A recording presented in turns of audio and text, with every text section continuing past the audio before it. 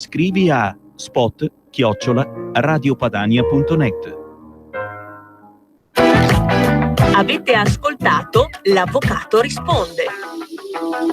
Errore mio, non avete ascoltato, la trasmissione inizia adesso, anche sfidando la calura, io direi agostana, perché siamo al 28 giugno ma ci sono 40 gradi, ma nonostante ciò Celeste e il suo fido scudiero sono qua con noi. Va ora in onda L'Avvocato risponde. Buongiorno a tutti, ben ritrovati all'Avvocato risponde. Oggi è l'ultima puntata e vogliamo quindi dedicarla a innanzitutto una carrellata di quelle che sono le nostre attività che ovviamente proseguono e proseguiranno, e questo spazio tornerà in onda sicuramente dopo l'estate. Come ben sapete, in questo anno abbiamo affrontato diversi tipi di rami del diritto di cui ci occupiamo. Le tematiche previdenziali, con la possibilità di essere assistiti anche da un consulente previdenziale che si occupa, della parte tecnica della vostra situazione, posizione previdenziale. Le nostre attività riguardano anche ricorsi cumulativi, ovvero per un medesimo scopo. Noi riuniamo più persone sullo stesso foro, che appartengono allo stesso foro giudiziale, per cercare di ottenere appunto in questo caso, per dire, l'illegittimità costituzionale delle pensioni, dei tagli delle pensioni. Ci siamo occupati anche dell'illegittimità costituzionale del blocco delle perequazioni. Insomma, ci siamo occupati anche del disparità di trattamento tra lavoratori pubblici e privati nell'erogazione del TFR, TFS. Quindi siamo soliti anche effettuare cause cumulative. Qualcuno di voi le chiamerà class action, ma non sono proprio propriamente, non sono class action, perché da noi la class action non è regolamentata, e quindi diciamo che sono più che altro cause cumulative che possono inglobare, coinvolgere più ricorrenti, esatto, per un medesimo scopo. Nel previdenziale si può fare, nel senso lo facciamo. Ci occupiamo anche di tematiche giuslavoristiche, sia dalla parte del lavoratore che dalla parte del datore di lavoro. Anche in questo caso le tematiche più frequenti le abbiamo approfondite nel corso dell'anno, dal recupero crediti, TFR, recupero stipendi, buonuscite. Abbiamo puntato sul il discorso dell'importanza di arrivare ad una conciliazione, che nel diritto del lavoro è molto, come dire, è un aspetto agevolante, esatto, che agevola perché permette di non andare in causa quando si può. Abbiamo affrontato la tematica dei licenziamenti, come impugnarli, le contestazioni disciplinari da non sottovalutare e come rispondere a una lettera di contestazioni, quindi il procedimento disciplinare in generale. Peraltro ci sono anche delle novità in merito, nel diritto del lavoro le novità sono sempre all'ordine del giorno. In tema di licenziamenti sicuramente ce ne sono tante, anche proprio giurisprudenziali, no? Nell'ultimo anno. Ci siamo occupati e ci occupiamo di condominiale, chiaramente con tutte le problematiche annesse al condominio, per i condomini, quali sono i diritti, gli obblighi più che altro gli obblighi dell'amministratore, il quale, se non adempie a tali obblighi, può incorrere in sanzioni o in revoca giudiziale, esatto, assembleare. Insomma, sto facendo ovviamente una carrellata veloce. Quindi il diritto condominiale in generale. Sì, e poi ci occupiamo appunto anche di diritto di famiglia e delle successioni. Quando si parla di diritto di famiglia, ovviamente si intende tutto ciò che riguarda i rapporti tra coniugi, quindi separazioni, divorzi, ma anche rapporti che coinvolgono i figli, rapporti patrimoniali e non patrimoniali, e appunto la tutela del minore, che è sempre il soggetto più debole, che come sappiamo il tribunale tende a far prevalere l'interesse del minore in ogni caso. quindi di questo ci occupiamo, e quando parliamo di successioni, qui c'è l'esperto, l'avvocato Avaldi, come sapete, intendiamo tutto ciò che riguarda l'apertura di una successione, e quindi anche testamenti, accettazione o rinuncia dell'eredità. Sapete bene che è un ambito delicato, perché a volte dall'apertura di una successione si può, come dire, si apre un vaso di Pandora, come si suol dire, no? Perché poi si Quindi scoprono un sacco di cose che gli eredi, o a parte degli eredi, non conoscevano, o non erano stati messi al corrente dagli altri o da Esatto. uno degli altri, perché come spesso accade, purtroppo i figli a un certo punto della loro vita pensano di gestire il patrimonio dei genitori, e ognuno di loro pensa di farlo nella maniera che ritiene più opportuna. certo, più opportuna per lui. E spesso, purtroppo stavo proprio arrivando lì, spesso è più opportuna solo per lui. Quindi da lì poi nascono i contenziosi legati a quello che è la divisione ereditaria, e Esatto, la quindi divisione capire ereditaria. quale fosse in realtà l'ammontare del rientrava patrimonio del nell'asse cosiddetto ereditario. decuius, ovvero della persona che è deceduta. E da qui veramente Ecco, nasce scusami, veramente. non ho, se volete potete oggi anche chiamarci in questo poco tempo che ci rimane, comunque allo 0266203529.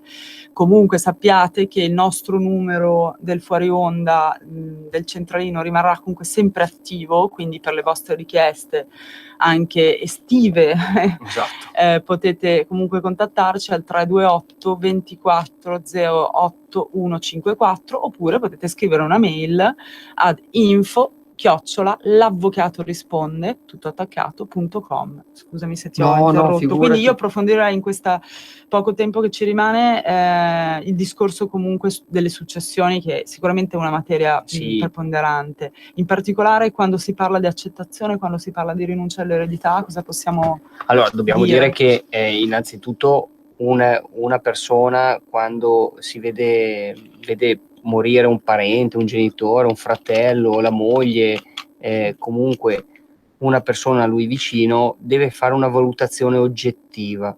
Oggettiva perché? Perché spesso e volentieri fare una valutazione sommaria potrebbe permetterci di incorrere in quello che noi poi non vorremmo mai che succedesse, ovvero caricarci dei debiti del defunto.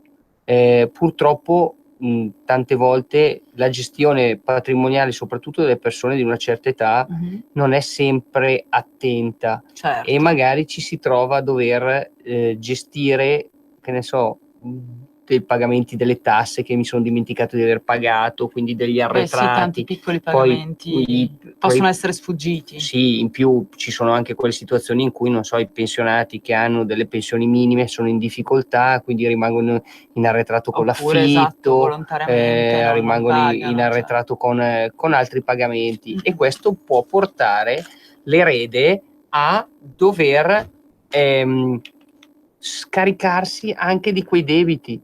Tutto questo non è sicuramente una scelta che fa felice l'erede, quindi l'erede, prima di decidere cosa fare, è bene che faccia un accertamento. Sì, abbiamo già l'altra volta sottolineato l'importanza, diciamo, anche di rivolgersi a un avvocato Sì, che si possa occupa di aiutare, questa esatto. materia, proprio per, come dire, come dicevi tu, accertare prima Certo. quello che è presente nell'asse ereditario e come ci si può muovere, piuttosto che magari subire una causa successivamente. Assolutamente. Uno, innanzitutto, allora io penso sempre che prima di diventare eredi, se siamo più figli, se io ho un fratello, una sorella, o più fratelli o più sorelle, è bene che durante gli ultimi anni di vita dei nostri genitori, comunque, anche se fossi io a gestire il patrimonio, tenga sempre gli altri al corrente di ciò che sono le scelte. Sì, anche per una questione di correttezza. Per correttezza nei certo. confronti degli altri, ma secondo me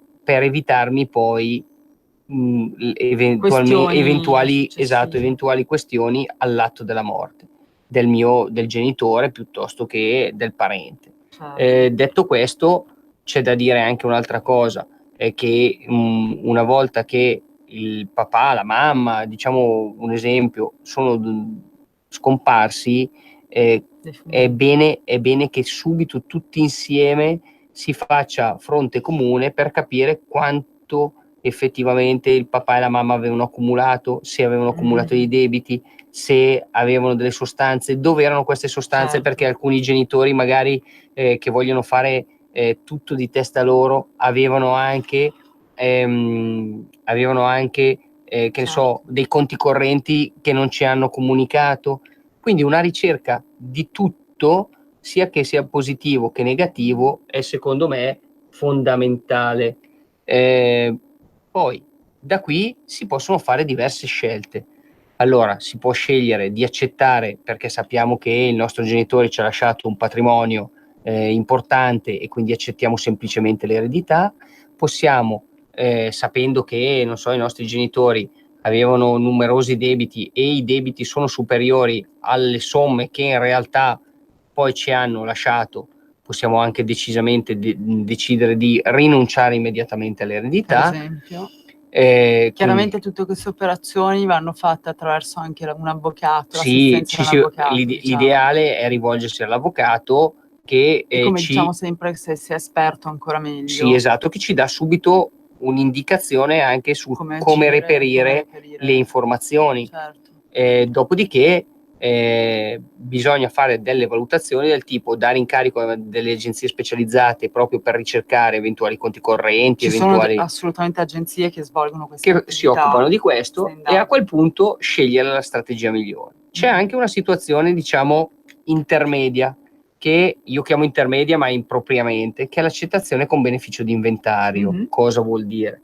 Che io non accetto, sì che si implicita l'eredità, ma accetto l'eredità previa valutazione. Cosa succede? Che viene fatto un inventario di tutti quelli che sono i beni del defunto, beni quindi conti correnti, titoli se ne ha, e si vanno a verificare anche quali siano i debiti di questa persona. Solo dopo aver verificato tutto posso decidere se accettare o meno. Sì, perché così ho un quadro della situazione più, come dire, definito, no? So quali sono appunto i debiti in corso, quali sono invece eventuali crediti, eventuali beni, esattamente, riscuotere, certo. Perché banalmente... Quindi capite bene che è importantissimo fare questa valutazione. Assolutamente, anche perché banalmente noi potremmo sapere che questo nostro parente, non so, aveva 10 case intestate, ma non possiamo anche non sapere che su queste 10 case c'erano 10 ipoteche perché aveva 10 mutui. Certo. Quindi sono in grado di corrispondere il mutuo di 10 immobili, sì o no? Perché per quello che si fa anche un'accettazione con beneficio di inventario, vengono inventariati, vuol dire vengono valutati quali sono gli immobili del defunto, quali erano i carichi su questi immobili, quali erano il vero e proprio inventario. Il vero e proprio inventario, addirittura viene fatto un inventario anche degli oggetti contenuti nell'immobile del defunto. Quindi chi fa l'inventario? Viene fatto da un notaio. Non siamo noi a farlo, non è un avvocato a farlo, è un notaio. Però è chiaro che poi lavora unitamente all'avvocato. Sì, decisamente. Chiaro, quando avete una situazione del genere è bene rivolgervi. Io poi, forse durante l'anno l'ho ribadito più volte, perché c'è chi, diciamo, si rivolge ai patronati, eccetera. Io più volte l'ho sottolineato. Sicuramente il patronato può darvi, come dire, un'assistenza nell'apertura della successione. Poi però per questo tipo di valutazione, diciamo, più approfondita, come diceva appunto appena adesso l'avvocato Avaldi, degli immobili, insomma, di tutti i debiti o crediti, è necessario l'assistenza di un avvocato. Sì, io vorrei spazzare una lancia, è brutto da dire, a nostro favore, nostro come diciamo come categoria. Esatto, come categoria di professionisti. All'avvocato ci si rivolge prima che sia successo il problema. È questo un po' il problema, che spesso più che altro ci si può rivolgere anche dopo, ma diventa più difficile poi anche per noi, tra virgolette, ricostruire la situazione e se non altro magari andare a correre ai ripari di una situazione che magari le cui conseguenze ormai sono Ti già dirò, un po' Cesti, io ho sempre negative. pensato che magari la situazione siamo anche in grado di ricostruirla. Sì, Il sì, problema no, è che no, poi no. non possiamo più porre rimedio. È quello, il correre perché ai ripari il dopo bravo- che sono magari accadute delle Esatto, situazioni, io dei quello che ho fatti. imparato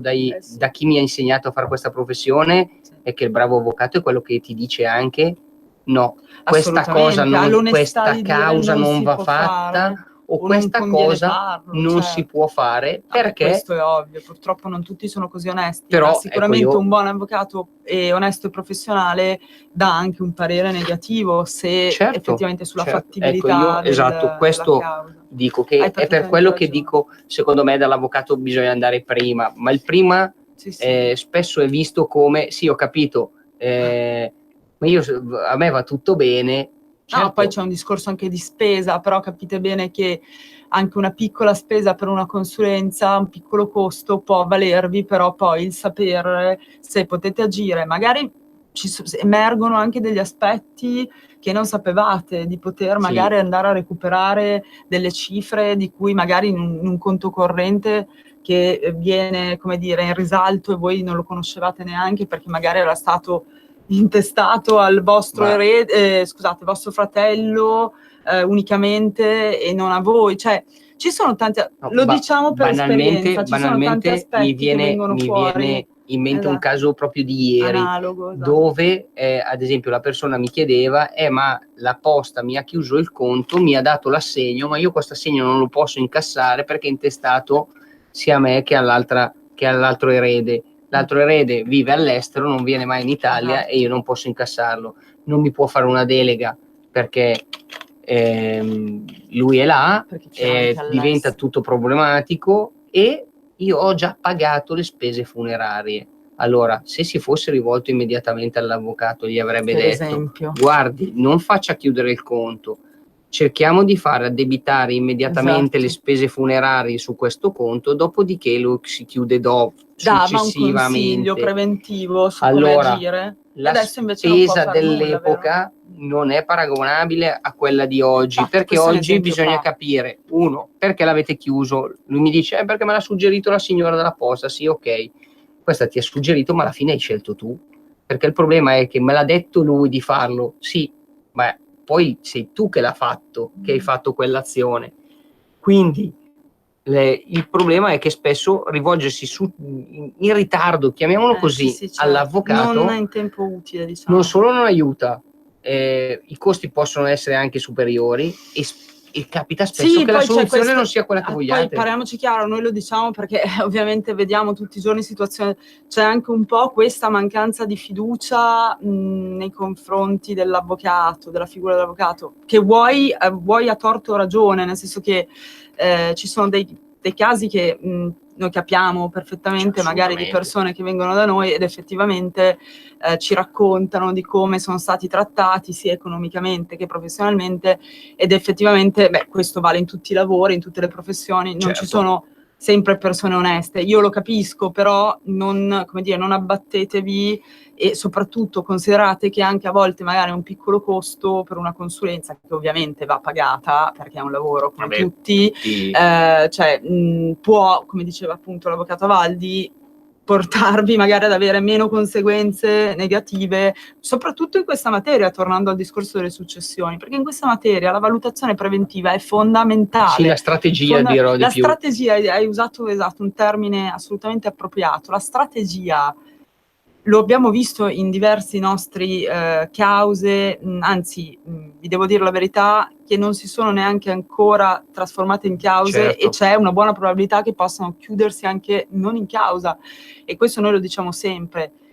Se vi rivolgete comunque in maniera appunto istantanea all'avvocato, riuscite magari anche a evitarvela la causa. Decisamente. Perché? Perché ci sono degli strumenti, la mediazione, soprattutto poi a volte in alcuni rami del diritto è obbligatoria, con il decreto legislativo 2010-28 è diventata obbligatoria in tante materie, quindi voglio dire, potrebbe essere vista anche positivamente perché consente di chiudere, trovare un accordo davanti a un mediatore che non è che è un comunque collega giudice. nostro. Esatto, e quindi, cioè, perché no? Però chiaro, magari a volte non si è arrivati in tempo, come diceva il collega, e quindi si è già alla fase, diciamo, Tu hai giudiziaria. detto bene, la mediazione noi dovremmo vederla sempre come un'opzione Ma questo positiva. era lo scopo Per, anche per me, per più ragioni. Uno, il mediatore non è un magistrato, ma è un avvocato. Sì. Quindi ha ben idea di tutto Conosce le quello che dinamiche, succede all'interno esatto. dei rapporti tra colleghi, quindi noi e l'avvocato di controparte. Sa individuare tanto quanto un magistrato qual è il punto, il nocciolo della vicenda. Certo. È più vicino alle parti perché normalmente lui fa l'avvocato e E quindi è non abituato a decide. interloquire con le Bravissima. parti, Le parti eccetera, partecipano alla mediazione, quindi c'è un rapporto anche tra mediatore e parte. intuitu persone.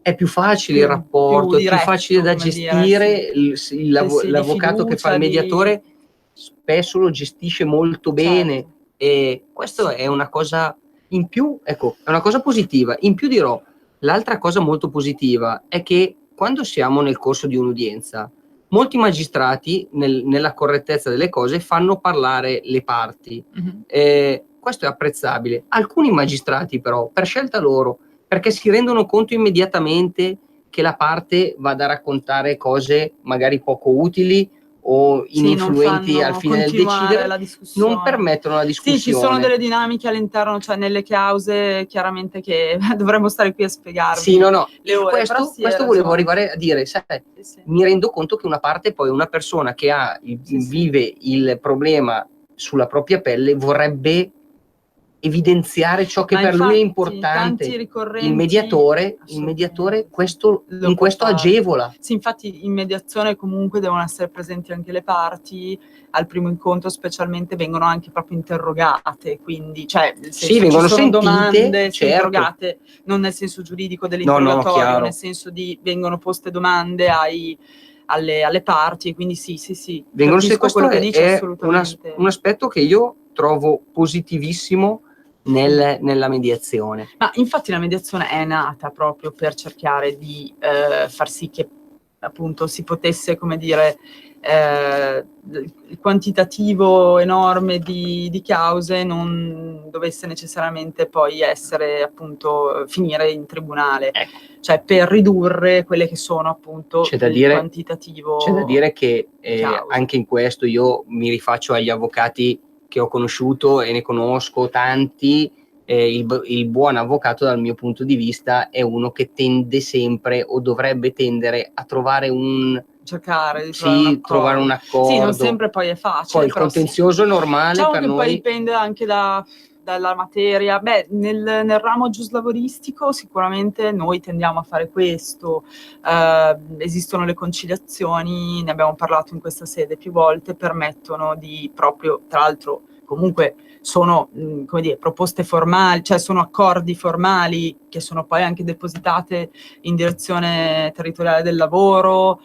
Questi accordi, cioè, sono fatti davanti appunto oppure davanti a un sindacato, comunque sono insomma sicuramente importanti e formali, attraverso i quali si riesce anche in quel caso davanti al conciliatore a, diciamo, trovare un accordo in merito a quel rapporto di lavoro, chiusura, non chiusura, perché poi la conciliazione può vertere tutti gli aspetti, può riguardare del rapporto di lavoro, non necessariamente solo il licenziamento e la chiusura. Anche su quella noi cerchiamo sempre di addivenire ad un accordo bonario. Non sempre si riesce, a quel punto si valuta anche se non è un passaggio obbligato, si può valutare anche di andare direttamente, scusate, in tribunale. Certo, sappiamo che il Tribunale del Lavoro funziona bene, è comunque un tribunale abbastanza veloce, come quello delle esecuzioni, perché anche le procedure esecutive sono molto veloci e più che altro hanno dei tempi precisi, ben scadenziati, quindi si può già prevedere quanto più o meno dureranno e non hanno quindi, diciamo, sorprese come può essere magari una causa condominiale, dove magari con la nomina di un CTU, poi il CTP, ovvero il tecnico di parte o il tecnico d'ufficio, perché magari devono fare delle perizie, può allungare i tempi di causa. Io comunque vi ricordo che noi abbiamo il nostro numero che rimarrà sempre attivo per tutte le vostre richieste, ovvero il 328 24 08 154, oppure potete scrivere ben volentieri, perché magari avete possibilità di spiegare meglio il vostro caso, alla mail. La casella mail rimarrà sempre attiva, che è info@l'avvocato-risponde, tutto attaccato.com. Ringrazio l'avvocato Avaldi, salutiamo tutti e vi ringraziamo di averci ascoltato, insomma, perché sappiamo che abbiamo molto seguito e siamo contenti di ciò. Ci risentiamo sicuramente su Radio Padania, una nuova Radio Padania che come sempre ci accoglie in questi venerdì anche calorosi, come diceva giustamente il regista. Ci sentiremo sicuramente, perché no, anche vedremo su queste frequenze Sicuramente a l'estate, settembre, post-estate. sicuramente. Esatto. Vi salutiamo, ciao Buona a tutti. giornata, arrivederci, buona estate. Avete ascoltato L'Avvocato risponde.